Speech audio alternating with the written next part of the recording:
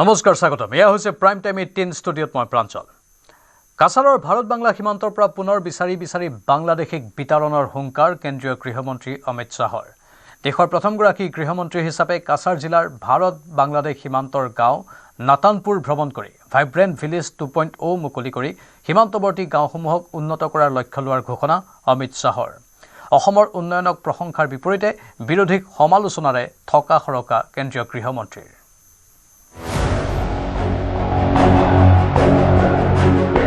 गृहमंत्री मुखत आको देशर परा बिचारी बांग्लादेशी वितरणर कथा घुसे हुए एक घुसपैठिए को चुन चुन कर वापिस भेजने का काम हम करेंगे। दुदिनिया सूचीरे देशर गृहमंत्री अमित शाहर असम भ्रमण पुৱাৰ ভাগতে বায়ুসেনাৰ হেলিকপ্টাৰেৰে শিলচৰত উপস্থিত হোৱা গৃহমন্ত্ৰীগৰাকীয়ে ভ্ৰমণ কৰে কাছাৰৰ ভাৰত বাংলা সীমান্তৰ নাতানপুৰ নাতানপুৰত ভাইব্ৰেন্ট ভিলেজ 2.0 মুকলি কৰি গৃহমন্ত্ৰীগৰাকীয়ে ক'লে পূৰ্বে সকলো দিশৰ পৰা অৱহেলা কৰা সীমান্তৰ গাঁওসমূহ এতিয়া দেশৰ প্ৰথমখন গাঁও কংগ্ৰেছে 50 বছৰত যি নকৰিলে সেয়া বিজেপিয়ে 10 বছৰতে কৰিলে मोदी जी ने वाइब्रेंट विलेज 1 कार्यक्रम में तय किया कि हर सीमा पर आया हुआ गांव आखिरी गांव नहीं है, भारत का पहला गांव है, भारत का पहला गांव है। और इसलिए आज हमारा ये गांव भी आज से पहला गांव बनने जा रहा है। और पहला नंबर सिर्फ सीमा से गिनती शुरू करे इसलिए नहीं है, विकास की दौड़ में भी असम के ये गांव पहला नंबर होंगे। हमने 10 साल के अंदर कांग्रेस ने जो 50 वर्ष में नहीं किया वो हमने 10 साल में किया। নাতানপুৰত এখন জনসভাত ভাগ লৈ গৃহমন্ত্ৰীগৰাকীয়ে দিলে বিজেপি চৰকাৰৰ দিনত অসমৰ উন্নয়নৰ খতিয়ান গৃহমন্ত্ৰীগৰাকীয়ে ক'লে প্ৰতিদিনে 14 কিলোমিটাৰ পথ নিৰ্মাণেৰে পথ নিৰ্মাণৰ ক্ষেত্ৰত দেশৰ ভিতৰতে প্ৰথম স্থানত আছে অসম विगत 5 साल में प्रतिदिन आसाम में 14 किलोमीटर रोड बना है, 14 किलोमीटर। और भाइयों बहनों 14 किलोमीटर देश में सबसे ज्यादा रोड बनाने वाला हमारा राज्य आसाम बना है। 24,000 किलोमीटर से ज्यादा सड़कों को अपग्रेड किया गया, लगभग सैकड़ों हजारों पुल बनाए और बड़े 4 नए ब्रिज। ये 10 साल में भारतीय जनता पार्टी की डबल इंजन की सरकार ने आसाम की जनता को दिए। একেখন সভাতে গৃহমন্ত্ৰী অমিত শাহে ক'লে অসম মূল দুটা সমস্যাৰে জৰ্জৰিত হৈ থকাৰ কথা हमारा आसाम 2 समस्याओं से घिरा हुआ था। एक समस्या आसाम में घुसपैठिए आसामियों के अधिकारों को छीन रहे थे। घुसपैठिए आसाम में घुसते गए, आसाम के युवा की रोजगारी, गरीब का अनाज और गांव की भूमि छीनकर यहां पर जनसांख्यिकी परिवर्तन करने का प्रयास चला। অসমৰ এটা সমস্যা আছিল অনুপ্ৰৱেশকাৰীয়ে অসমীয়াৰ অধিকাৰ কাঢ়ি লৈছিল গৃহমন্ত্ৰীগৰাকীয়ে লগতে ক'লে বিজেপি চৰকাৰে প্ৰথম 5 বছৰত অনুপ্ৰৱেশকাৰী ৰোধৰ কাম কৰাৰ কথা দ্বিতীয় 5 বছৰত চলিল অনুপ্ৰৱেশকাৰীক উচ্ছেদ অভিযান আৰু পৰৱৰ্তী 5 বছৰত এটাকৈ অনুপ্ৰৱেশকাৰীক বিতৰণ কৰাৰো অংগীকাৰ কৰিলে গৃহমন্ত্ৰীগৰাকীয়ে आसाम की जनता ने 10 साल पहले भारतीय जनता पार्टी की सरकार बनाने की शुरुआत की और हमने सबसे पहले 5 साल में काम किया, घुसपैठ को रोकने का काम किया। और दूसरे 5 साल में हमारे हेमंत विश्व शर्मा ने घुसपैठियों की कब्जाई हुई लाखों बीघा जमीन को खाली कराकर घुसपैठियों को हटाने का काम। अब तीसरी बार चुनाव आ रहा है, एक बार यहां पर भारतीय जनता पार्टी की सरकार बनाइए, मैं आपको वादा कर कर जाता हूं, कांग्रेस के शासन में घुसे हुए एक एक घुसपैठिए को चुन चुन कर वापिस भेजने का काम हम करेंगे। একেটা প্ৰসংগতে কংগ্ৰেছক সমালোচনা কৰি গৃহমন্ত্ৰীগৰাকীয়ে ক'লে অনুপ্ৰৱেশকাৰীৰ বাবে সীমান্ত উন্মুক্ত কৰি ৰাখিছিল কংগ্ৰেছে। कांग्रेस की सरकारों ने हमारी सीमाओं को घुसपैठियों के लिए खुला छोड़ा। কাছাৰতে গৃহমন্ত্ৰীগৰাকীয়ে প্ৰকাশ কৰিলে অসমক বানমুক্ত কৰাৰ লক্ষ্যৰ কথা। हमने 10 साल में आसाम को विकसित किया है और आने वाले 5 साल में हम आसाम को बाढ़ मुक्त बनाने का काम करेंगे, बाढ़ मुक्त बनाने का। प्रचंड দুদিনীয়া সূচীৰে অসম ভ্ৰমণ কৰা দেশৰ গৃহমন্ত্ৰীগৰাকীৰ শনিবাৰেও আছে বিস্তৃত কাৰ্যসূচী।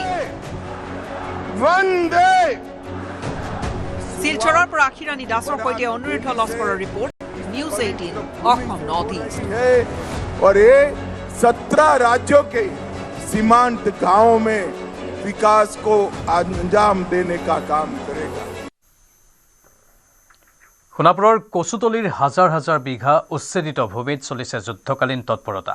কচুতলিৰ উচ্ছেদিত স্থানত কাইলৈ কেন্দ্ৰীয় গৃহমন্ত্ৰীয়ে স্থাপন কৰিব 10th APBNৰ মুখ্য কাৰ্যালয়ৰ আধাৰশিলা। কেন্দ্ৰীয় গৃহমন্ত্ৰীৰ আগমনৰ প্ৰাক্ষণত দিন ৰাতি একাকাৰ কৰি তুংগত প্ৰস্তুতি। কচুতলিত যুদ্ধকালীন প্ৰস্তুতি। কচুতলিত এতিয়া উচ্ছেদৰ পাছত নিৰ্মাণ হ'বলৈ গৈ আছে 10ম আৰক্ষী বেটেলিয়নৰ আৰক্ষী নিৱেশ মুখ্য কাৰ্যালয় আৰু তাৰ উদ্বোধন কৰিবলৈ বা তাৰ আধাৰশিলা স্থাপন কৰিবলৈ দেশৰ গৃহমন্ত্ৰীগৰাকী আহি উপস্থিত হ'ব। মুখ্যমন্ত্ৰীৰ কথা মতেই কাম। প্ৰথমতে বেদখলমুক্ত জনজাতীয় আবেষ্টনীৰ ভূমি। কচুতলিৰ উচ্ছেদিত স্থানত হ'ব 10ম APBNৰ মুখ্য কাৰ্যালয়। কাইলৈ আধাৰশিলা স্থাপন কৰিব কেন্দ্ৰীয় গৃহমন্ত্ৰী অমিত শ্বাহে। এয়া আছিল বিগত বৰ্ষৰ দৃশ্য। সোণাপুৰৰ কচুতলিৰ হাজাৰ হাজাৰ বিঘা ভূমিত চলিছিল প্ৰশাসনৰ বৃহৎ উচ্ছেদ অভিযান। বেদখলমুক্ত ভূমিত 10ম অসম আৰক্ষী বাহিনীৰ মুখ্য কাৰ্যালয় স্থাপন কৰাৰ কথা ঘোষণা কৰিছিল মুখ্যমন্ত্ৰীয়ে। আৰু এই ভূমিতে কাইলৈ 10th APBNৰ মুখ্য কাৰ্যালয়ৰ আধাৰশিলা স্থাপন কৰিব কেন্দ্ৰীয় গৃহমন্ত্ৰী অমিত শ্বাহে। লগতে নিৰ্মাণ হ'ব আৰক্ষীৰ শিবিৰো। কালিলৈ যিহেতু গৃহমন্ত্ৰীগৰাকী দেশৰ গৃহমন্ত্ৰীগৰাকী আহি উপস্থিত হ'ব, তাৰ পূৰ্বে এনেদৰে প্ৰস্তুতি চলোৱা পৰিলক্ষিত হৈছে কচুতলিৰ এই উচ্ছেদিত অঞ্চলত। আৰু ইয়াত এই যি স্থান, এই স্থানেই হ'ব 10ম আৰক্ষী বেটেলিয়নৰ মুখ্য কাৰ্যালয়। কেন্দ্ৰীয় গৃহমন্ত্ৰীৰ আগমনৰ প্ৰাক্ষণত কচুতলিৰ উচ্ছেদিত স্থানত চলিছে যুদ্ধকালীন প্ৰস্তুতি। দুখনকৈ অস্থায়ী হেলিপেডৰ লগতে নিৰ্মাণ কৰা হৈছে বিশাল সভা। সমগ্ৰ অঞ্চলটোত কটকটীয়া কৰি তোলা হৈছে নিৰাপত্তা ব্যৱস্থা। দুদিনীয়া ভ্ৰমণসূচীৰে অসমলৈ অহা কেন্দ্ৰীয় গৃহমন্ত্ৰীগৰাকীয়ে কাইলৈ 10:30 বজাত উপস্থিত হ'ব সৰুসজাই ষ্টেডিয়ামত। সৰুসজাইত CRPFৰ 87 সংখ্যক প্ৰতিষ্ঠা দিৱসত অংশ ল'ব অমিত শ্বাহে। CRPFৰ ৰাইজিং ডেৰ কাৰ্যসূচীত অংশগ্ৰহণৰ পাছতে দিনৰ 2:30 বজাত হেলিকপ্টাৰেৰে ৰাওনা হ'ব সোণাপুৰৰ কচুতলিলৈ। কচুতলিত 10th APBNৰ মুখ্য কাৰ্যালয়ৰ আধাৰশিলা স্থাপন কৰি সন্ধিয়া বিশেষ বিমানেৰে দিল্লীলৈ উভতিব কেন্দ্ৰীয় গৃহমন্ত্ৰীগৰাকী। যোৰাবাটৰ পৰা মৌচম বৈশ্যৰ report, news 18 Assam north east. দুদিনীয়া ভ্ৰমণসূচীৰে অসমলৈ আহিছিল কংগ্ৰেছ সাংসদ প্ৰিয়ংকা গান্ধী। আভ্যন্তৰীণ সংঘাতৰ মাজতে মাজনিশালৈ কংগ্ৰেছ নেতাকৰ্মীৰ সৈতে মাৰাথন বৈঠকত বহিল কংগ্ৰেছ নেত্ৰীগৰাকী। ৰাজীৱ ভৱনৰ লগতে মানৱেন্দ্ৰ শৰ্মা কমপ্লেক্সত এখনৰ পিছত আন এখন ৰুদ্ধদ্বাৰ বৈঠকত মিলিত হয় প্ৰিয়ংকা গান্ধী।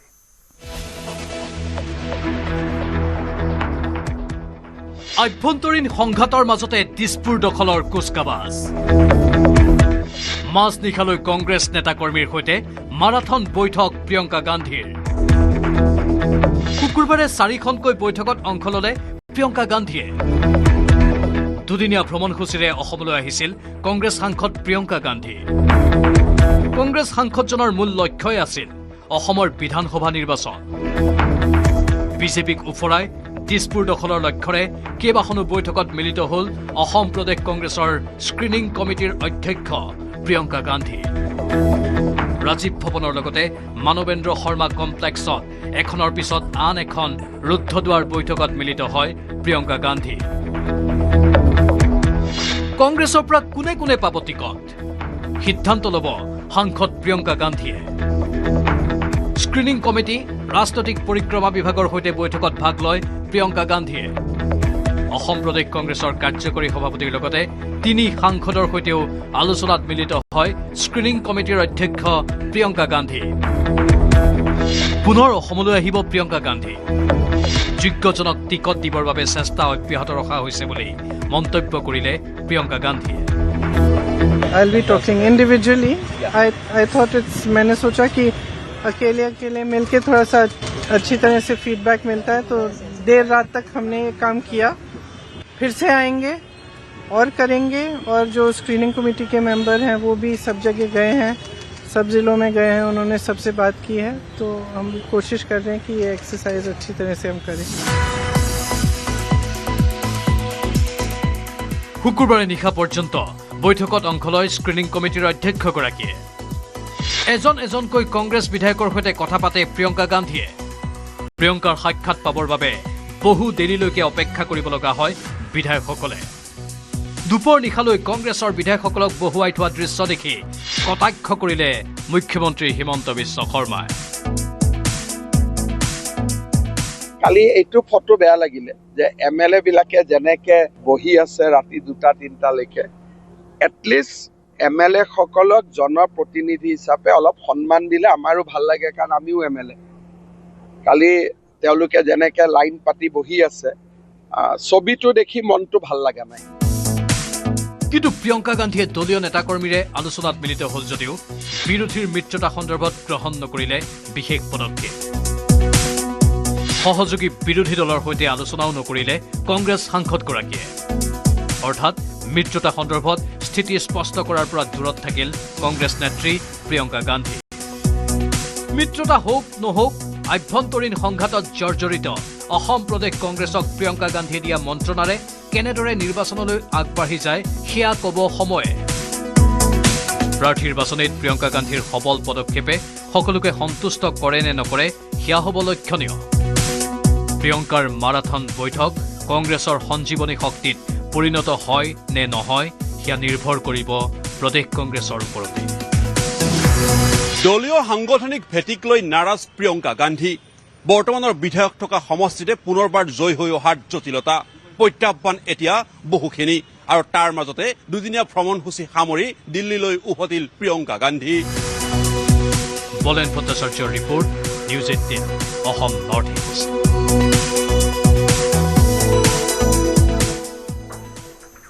গৌৰৱ গগৈৰ পাকিস্তান সংযোগক লৈ প্ৰতিক্ৰিয়া প্ৰকাশ কৰিছে কংগ্ৰেছ নেত্ৰী প্ৰিয়ংকা গান্ধীয়ে। মুখ্যমন্ত্ৰীৰ অভিযোগক প্ৰত্যাখ্যান কৰি গৌৰৱ গগৈক ৰক্ষণাবেক্ষণৰ চেষ্টা প্ৰিয়ংকাৰ।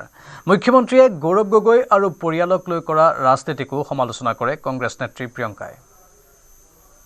ये एक सकारात्मक इंसान है, ये एक दूसरी तरह की राजनीति लाना चाहते हैं जो एक्चुअली सच्चाई में असम की असली भावना है। अब ये उसी तरह की राजनीति का मिसाल है, केस डालो, झूठे केस डालो।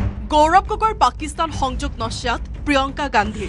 किसी के बच्चों पे, किसी की परिवार पर इस तरह से वार नहीं होना चाहिए, और खास तौर से जब सारा गलत सारा झूठ है, और मेरे ख्याल से असम की जनता जानती है इन पे वार हो। मुख्यमंत्री हिमंत बिश्व शर्माय अना अभियोगक प्रत्याख्यान प्रियंकार। खास तौर से जब सारा गलत सारा झूठ है। गौरव गगৈক रक्षणाबेक्षणर चेष्टा कांग्रेस सांसद गराकी। वार इसलिए हो रहा है क्योंकि इनसे वो घबरा रहे हैं। मुख्यमंत्री हिमंत बिश्व शर्माय असम प्रदेश कांग्रेसर सभापति गौरव गगৈৰ पाकिस्तान संयोगक লৈ उत्थापन কৰা অভিযোগৰ বিৰুদ্ধে মুখ খুলিলে সাংসদ প্ৰিয়ংকা গান্ধীয়ে। মুখ্যমন্ত্ৰীয়ে অনা সকলো অভিযোগক ভুল বুলি ক'লে প্ৰিয়ংকা গান্ধীয়ে। এনে ৰাজনীতি কৰাটো বেয়া, এই মন্তব্য প্ৰিয়ংকা গান্ধীৰ। जिस तरह से गौरव जी और उनके परिवार पर आक्रमण हो रहा है, एक तरह से मुझे लगता है कि भारतीय राजनीति में और प्रदेश असम की राजनीति में एक मिसाल होना चाहिए कि ऐसी राजनीति गलत राजनीति है। किसी के बच्चों पे, किसी की परिवार पर इस तरह से वार नहीं होना चाहिए, और खास तौर से जब सारा गलत, सारा झूठ है। और मेरे ख्याल से असम की जनता जानती है इन पे वार हो क्यों रहा है। वार इसलिए हो रहा है क्योंकि इनसे वो घबरा रहे हैं, क्योंकि वो घबरा रहे हैं ये देख के कि ये जो है एक सभ्य इंसान है, ये एक सकारात्मक इंसान है, ये एक दूसरी तरह की राजनीति लाना चाहते हैं जो एक्चुअली सच्चाई में असम की असली भावना है। सत्यत थका लोकर विरुद्धे सरकाৰৰ आक्रमण चलिबই कि जो सत्य के लिए खड़ा है सरकार का आक्रमण होगा, सबसे ज्यादा उसी पे केस डालेंगे। गौरव गगৈ सঠিক পথত থকাৰ বাবে আক্ৰমণ কৰা হৈছে বুলি ক'লে প্ৰিয়ংকা গান্ধীয়ে। अब ये उसी तरह की राजनीति का मिसाल है कि केस डालो, झूठे झूठे केस डालो, लोगों को प्रताड़ित करो। हम तो सह रहे हैं, बहुत सालों से सह रहे हैं, और मेरे ख्याल से एक पहचान भी बन गई है कि जो सत्य के लिए खड़ा है, जो सकारात्मक राजनीति करना चाहता है, जो विकास के लिए, जनता के लिए खड़ा है, उस पर सबसे ज्यादा सरकार का आक्रमण होगा, सबसे ज्यादा उसी पे केस डालेंगे, सबसे ज्यादा ईडी, इनकम टैक्स उसी पे होगा। तो एक बैज है, ऑनर का बैज है कि हाँ ठीक है, हम सही रास्ते पे हैं क्योंकि हम पे आक्रमण हो रहा है। और मैं वही चीज गौरव जी के बारे में बोलूंगी कि सही रास्ते पे चल रहे हैं, इसीलिए इतने खराब आक्रमण हो रहे हैं। প্ৰিয়ংকা গান্ধীৰ মন্তব্যৰ পাছতে প্ৰতিক্ৰিয়া ৰাজ্যিক বিজেপিৰ সভাপতি দিলীপ শইকীয়াৰ। গৌৰৱ গগৈক আমি ব্যক্তিগত আক্ৰমণ কৰা নাই, এয়া দেশৰ সুৰক্ষাৰ বিষয়হে বুলি প্ৰত্যুত্তৰ দিলীপ শইকীয়াৰ। প্ৰিয়ংকা গান্ধী ডাঙৰীয়ানীৰ গৌৰৱ গগৈক কেৱল মাত্ৰ কংগ্ৰেছ সভাপতি হিচাপে ৰক্ষণাবেক্ষণ দিয়াৰ বাবেহে এই ধৰণৰ এটা বক্তব্য প্ৰদান কৰিছে। গৌৰৱ গগৈ ডাঙৰীয়ায়ো পাকিস্তানৰ লিংক সন্দৰ্ভত এতিয়ালৈকে মানে আচল কথাটো কোৱা নাই, লুকাই ৰাখিছে কথাবিলাক। অসমৰ ৰাইজক এতিয়ালৈকে সঁচা কথাখিনি ক'বলৈ সাহস কৰা নাই। প্ৰিয়ংকা গান্ধীলৈ তিনিটা প্ৰশ্ন কৰিলে কমলপুৰৰ বিধায়ক দিগন্ত কলিতাই। মই প্ৰিয়ংকা গান্ধী ডাঙৰীয়ানীক এটাই প্ৰশ্ন কৰিছো, আমাক সমালোচনা কৰক। প্ৰথমে স্পষ্ট কৰক, আপোনালোকৰ সভাপতি গৌৰৱ গগৈ পাকিস্তান গৈছিল নে? আৰু যদি পাকিস্তান গৈছিল, সেই পাকিস্তানৰ 10 দিনত ক'ত ক'ত আছিল? অসমৰ ৰাইজে তাৰে প্ৰশ্ন বিচাৰিছে। আপোনাৰ সভাপতি গৌৰৱ গগৈ ডাঙৰীয়া, তেখেতৰ তিনিওটা পৰিয়াল সনাতনী হয়নে? মই প্ৰশ্ন সুধিছো। দ্বিতীয়তে সুধিছো, তেখেত অকল ভাৰতীয় নাগৰিক হয়নে? এই তিনিটা প্ৰশ্নৰ উত্তৰ প্ৰিয়ংকা গান্ধী ডাঙৰীয়াই আমাক দিব নালাগে, অসমৰ ৰাইজক দিয়ক। এনেদৰে গৌৰৱ গগৈৰ পাকিস্তান সংযোগক লৈ আজিও অব্যাহত শাসক বিৰোধীৰ আক্ৰমণ প্ৰত্যাক্ৰমণ। বলেন ভট্টাচাৰ্য আৰু হীৰক মালাকাৰৰ report, news 18 Assam north east.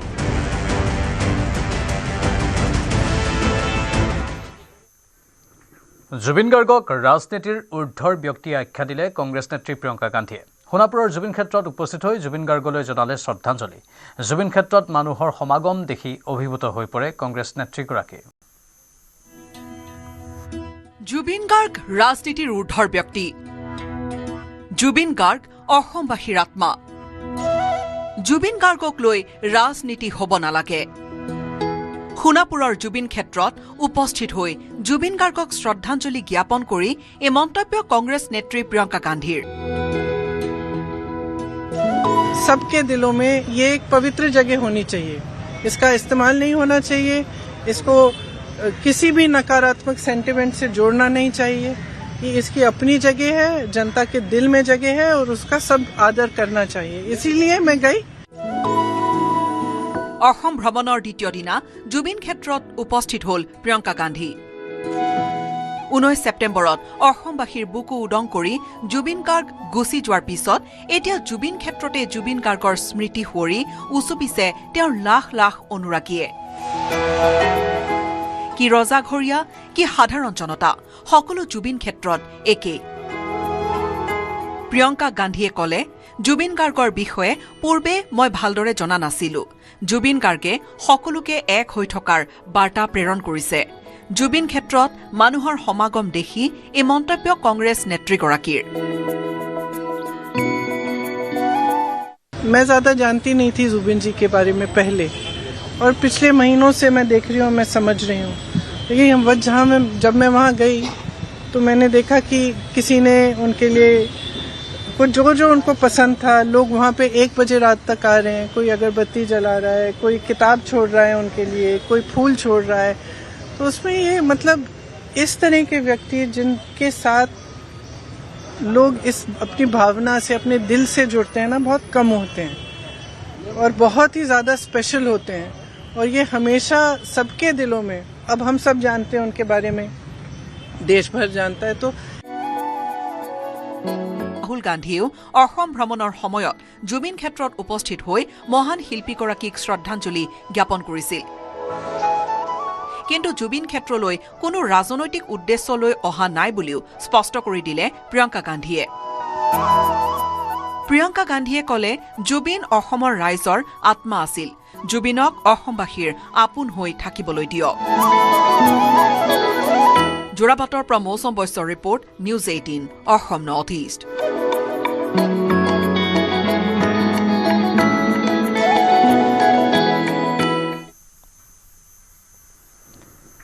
2026 বিধানসভা নিৰ্বাচনৰ ৰণনীতি লৈ দুদিনীয়া কাৰ্যসূচীৰে গুৱাহাটীত উপস্থিত হৈছিল কংগ্ৰেছৰ স্ক্ৰিনিং কমিটিৰ অধ্যক্ষা প্ৰিয়ংকা গান্ধী। পিছে প্ৰদেশ কংগ্ৰেছৰ সাংগঠনিক ভেটিক লৈ নাৰাজ কংগ্ৰেছ নেত্ৰীগৰাকী। নিৰ্বাচনৰ প্ৰাক্ষণত দলক মজবুত কৰাৰ পৰামৰ্শ কংগ্ৰেছ নেত্ৰীগৰাকীৰ। প্ৰদেশ কংগ্ৰেছৰ সাংগঠনিক ভেটিক লৈ নাৰাজ প্ৰিয়ংকা গান্ধী। বৰ্তমান বিধায়ক থকা বহু সমষ্টিক থৰক বৰক কংগ্ৰেছৰ ভেটি। নিৰ্বাচনৰ প্ৰাক্ষণত দলক মজবুত কৰাৰ পৰামৰ্শ কংগ্ৰেছ নেত্ৰীৰ। দলীয় সাংগঠনিক ভেটিক লৈ নাৰাজ প্ৰিয়ংকা গান্ধী। বৰ্তমানৰ বিধায়ক থকা সমষ্টিতে পুনৰবাৰ জয় হৈ অহাৰ জটিলতা, প্ৰত্যাহ্বান এতিয়া বহুখিনি। আৰু তাৰ মাজতে দুদিনীয়া ভ্ৰমণসূচী সামৰি দিল্লীলৈ উভতিল প্ৰিয়ংকা গান্ধী। 26 বিধানসভা নিৰ্বাচনৰ ৰণনীতি লৈ দুদিনীয়া কাৰ্যসূচীৰে গুৱাহাটীত উপস্থিত হৈছিল কংগ্ৰেছৰ স্ক্ৰিনিং কমিটিৰ অধ্যক্ষা প্ৰিয়ংকা গান্ধী। প্ৰিয়ংকাৰ উপস্থিতিত অনুষ্ঠিত হৈছিল মণ্ডল পৰ্যায়ৰ পৰা জিলা সভাপতিলৈ বৈঠক, ৰাজনৈতিক পৰিক্ৰমা কমিটিৰ পৰা কোষ, ভাতৃ সংগঠনৰ বৈঠক। সৰ্বমুঠ 9খন বৈঠকত অংশগ্ৰহণ কৰে প্ৰিয়ংকা গান্ধীয়ে। লগতে 19গৰাকী বিধায়কৰ সৈতে পোনপটীয়া বৈঠকত মিলিত হৈ প্ৰতিগৰাকীৰে সৈতে 10 পৰা 15 মিনিট সময় পৰ্যন্ত আলোচনা কৰে প্ৰিয়ংকা গান্ধীয়ে। পুৱতি নিশালৈকে ৰাজীৱ ভৱনত বৈঠক চলিল যদিও সন্তুষ্ট নহল প্ৰিয়ংকা গান্ধী। কিয়নো নিৰ্বাচনৰ প্ৰাক্ষণত এতিয়াও মজবুত হৈ উঠা নাই কংগ্ৰেছৰ ভেটি। 301টা মণ্ডলৰ বহুকেইজন সভাপতি বৈঠকত উপস্থিত নাথাকিল। ইমানেই নহয়, বৰ্তমান কংগ্ৰেছৰ দখলত থকা 20 সমষ্টিও 26ত সুৰক্ষিত নহয়। সমষ্টি পুনৰ নিৰ্ধাৰণীয় বিপদ মাতিছে বৰ্তমানৰ 4গৰাকী কংগ্ৰেছ বিধায়কৰ। বিকল্প সমষ্টি বিচাৰিছে যদিও এতিয়াও 4 বিধায়কৰ সমষ্টি নিশ্চিত হোৱা নাই, যাৰ বাবে টিকটক লৈ দুমোজাত পৰিছে বৰপেটাৰ ৰহিম আহমেদ, বকুৰ নন্দিতা দাস, বটদ্ৰৱাৰ শিৱামণি বৰা, গোলকগঞ্জৰ সুভান আলী চৰকাৰ। নিৰ্বাচনলৈ অতি কম দিন বাকী থকা অৱস্থাত দলৰ হৈ সকলোকে দেহে কেহে কাম কৰাৰ আহ্বান প্ৰিয়ংকা গান্ধীৰ। দলীয় মণ্ডলসমূহ শক্তিশালী কৰাৰ বাবে তৃণমূল পৰ্যায়ত কাম কৰাৰ আহ্বান জনালে দলৰ শীৰ্ষ নেতাক। দলীয় কৰ্মীৰ মনোবল বৃদ্ধি কৰাৰো পৰামৰ্শ প্ৰিয়ংকাৰ। এনেদৰে দুদিনীয়া ভ্ৰমণসূচীৰে দলীয় চিন্তন মন্থন কৰি গুৱাহাটীৰ পৰা উভতিল প্ৰিয়ংকা গান্ধী। প্ৰিয়ংকা গান্ধীৰ অসম ভ্ৰমণে কংগ্ৰেছ নেতাকৰ্মীৰ ওপৰত কিমান প্ৰভাৱ পেলালে সেয়া স্পষ্ট হ'ব 2 এদিনতে। কেমেৰাত প্ৰভাসৰ সহযোগত বলেন ভট্টাচাৰ্যৰ report, news 18 Assam north east. যোৰহাটৰ উত্তৰ পূব বিজ্ঞান আৰু প্ৰযুক্তিবিদ্যা প্ৰতিষ্ঠানত ভয়ংকৰ অগ্নিকাণ্ড। অগ্নিকাণ্ডৰ পাছতে 10টাতকৈ অধিক বিস্ফোৰণে কপালে NEISTৰ চৌপাশ। জুইৰ লেলিহান শিখাই আগুৰি ধৰিলে প্ৰতিষ্ঠানটোৰ ৰাসায়নিক সামগ্ৰী ভৰ্তি কেন্দ্ৰীয় ভঁৰাল।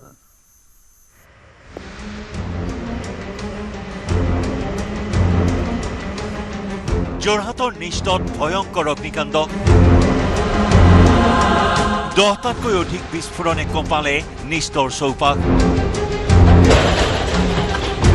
বিস্ফোৰণৰ পাছতে জুইত জাহ গ'ল ৰাসায়নিক সামগ্ৰী ভৰ্তি কেন্দ্ৰীয় ভঁৰাল।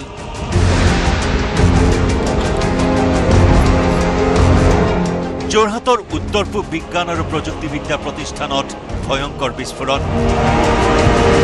10টাতকৈ অধিক প্ৰচণ্ড বিস্ফোৰণৰ পাছতে জুইৰ লেলিহান শিখাই আগুৰি ধৰিলে প্ৰতিষ্ঠানটোৰ ৰাসায়নিক সামগ্ৰী ভৰ্তি কেন্দ্ৰীয় ভঁৰাল। বৃহস্পতিবাৰে নিশা যোৰহাটস্থিত CSIR গৱেষণা প্ৰতিষ্ঠান নিষ্টত বৃহৎ শব্দৰে 10টাৰো অধিক বিস্ফোৰণ সংঘটিত হয়। বিস্ফোৰণৰ পাছতে ভয়ংকৰ জুয়ে ঘেৰি ধৰে প্ৰতিষ্ঠানটোৰ অতি গুৰুত্বপূৰ্ণ কেন্দ্ৰীয় ভঁৰালটো। ভয়ংকৰ জুইৰ এই দৃশ্য দেখিলেই অনুমান কৰিব পৰা যায় কিমান ভয়ংকৰ এই অগ্নিকাণ্ডৰ প্ৰকোপ। মাজনিশা বহু দূৰৰ পৰাই দৃশ্যমান হ'ল জুইৰ শিখা। নিশাৰ ভাগতে অগ্নি নিৰ্বাপক বাহিনীয়ে জুই নিয়ন্ত্ৰণ কৰিবলৈ চেষ্টা কৰে যদিও জুই নিয়ন্ত্ৰণলৈ আনিবলৈ সক্ষম নহয় অগ্নি নিৰ্বাপক বাহিনী। যোৰহাটৰ লগতে মৰিয়নি, দেৰগাঁও, টিয়কৰ পৰা অহা অগ্নি নিৰ্বাপক বাহিনীৰ কেইবাখনো বাহনেৰে জুই নিৰ্বাপনৰ চেষ্টা কৰে যদিও শুকুৰবাৰে দুপৰীয়াৰ ভাগলৈ সম্পূৰ্ণৰূপে নিৰ্বাপিত হোৱা নাই জুই।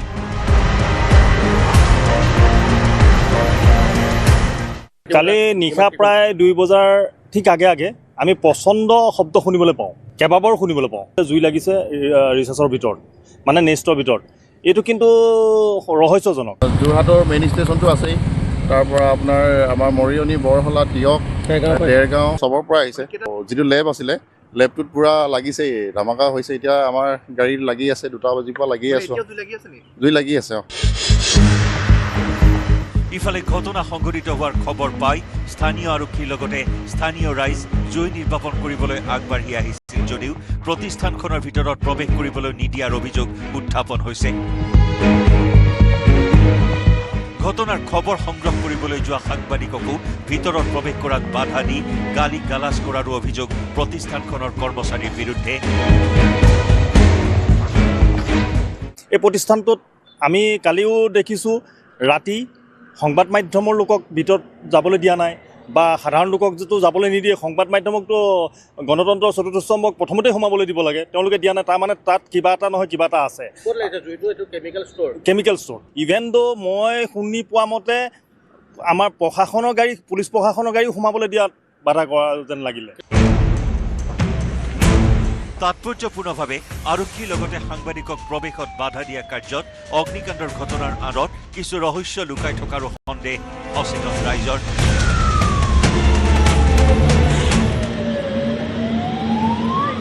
কালি যেতিয়া ষ্ট'ৰত জুই লাগিছে, এইটো এটা ৰহস্যজনকো হ'ব পাৰে। গতিকে এইটো এটা তদন্ত হ'ব লাগে। এজন স্থানীয় যুৱক হিচাপে, এজন সচেতন নাগৰিক হিচাপে মই এইটো আপোনালোকৰ মাধ্যমে উপস্থাপন কৰিছোঁ। আৰু এইটো যাতে এনকুৱাৰী কৰে, এনকুৱাৰী কৰি ইয়াৰ এটা উচিত পদক্ষেপ যেনেকৈ ল'ব লাগে তেনেকৈ চৰকাৰ বা চেণ্ট্ৰেল গভৰ্ণমেণ্টে লয়। উল্লেখযোগ্য যে ঘটনা সংঘটিত হোৱা কেন্দ্ৰীয় ৰাসায়নিক ভঁৰালটোৰ নিচেই কাষতে আছিল আৱাসিক এলেকা। সৌভাগ্যক্ৰমে জুই বিয়পি নোযোৱাৰ বাবেই ৰক্ষা পৰে আৱাসিক এলেকাৰ কেইবাটাও পৰিয়াল। উত্তৰ পূবৰ বিজ্ঞান আৰু প্ৰযুক্তিৰ অতি গুৰুত্বপূৰ্ণ প্ৰতিষ্ঠানখনত ভয়ংকৰ অগ্নিকাণ্ডৰ ঘটনাই প্ৰতিষ্ঠানখনৰ নিৰাপত্তাৰ ক্ষেত্ৰত আহমোৱাহ থকাৰ সন্দেহৰ সৃষ্টি কৰিছে স্থানীয় ৰাইজৰ মাজত। যোৰহাটৰ পৰা গৌতম বৰাৰ report, news 18 Assam north east.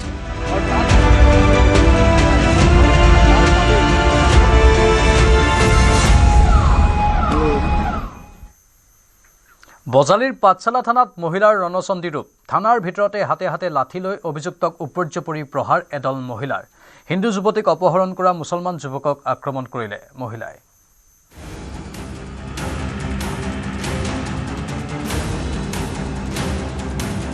Hindu যুৱতীক অপহৰণ মুছলমান যুৱকৰ। অভিযুক্তক উপৰ্যপৰি প্ৰহাৰ এদল মহিলাৰ।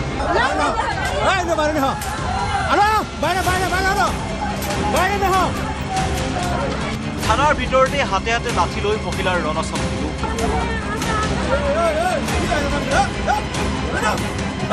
অভিযুক্ত যুৱকক আৰক্ষীক গতাই দিয়াৰ দাবী। ঘটনা বজালীৰ পাঠশালা থানাৰ। এজন অভিযুক্তক এইদৰে থানাৰ ভিতৰতে আক্ৰমণ কৰিলে একাংশ মহিলাই। আৰক্ষীৰ বেহু ফালি থানাৰ ভিতৰত প্ৰৱেশ কৰি অভিযুক্তক মাৰধৰ কৰিলে এই মহিলাৰ দলটোৱে।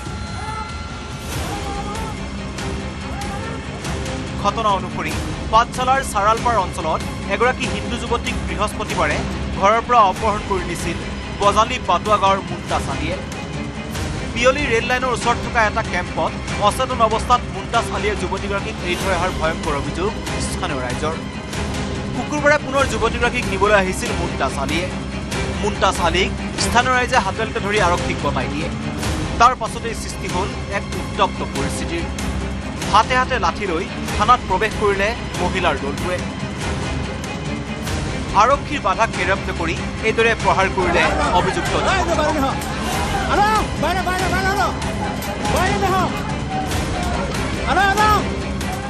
মুখত কিবা দিছে নিশা বস্তু সি একো নাজনে কি কৰিছে। তাৰপিছত 4টা বজাত আমাৰ ইয়াতে যে কেম্প আছে কেম্পত বেলগছৰ নিচত আনি পেলাই থৈ গৈছে তাক বেয়া অৱস্থাত। ৰণচণ্ডী মহিলাসকলৰ মতে হিন্দু যুৱতীগৰাকীক নিচাযুক্ত সামগ্ৰী সেৱন কৰাই অসৎ কাৰ্যৰ চেষ্টা কৰিছিল অভিযুক্ত মুন্তাছ আলীয়ে। অভিযুক্তক কঠোৰৰ পৰা কঠোৰ শাস্তি প্ৰদানৰ দাবী এইসকল মহিলাৰ। আমি আৰক্ষী চাকৰিত তাতে দি গৈছো। এখন আৰক্ষীৰ লগত আমাৰ এটাই অনুৰোধ যে আমাক ন্যায় লাগে, ফাঁচি লাগে। এগৰাকী হিন্দু যুৱতীক অপহৰণ কৰি অচেতন অৱস্থাত পেলাই থৈ যোৱা যুৱকজনৰ বিৰুদ্ধে আৰক্ষীয়ে কি ব্যৱস্থা গ্ৰহণ কৰে সেয়া হ'ব লক্ষণীয়। Bureau' report, news 18 Assam north east.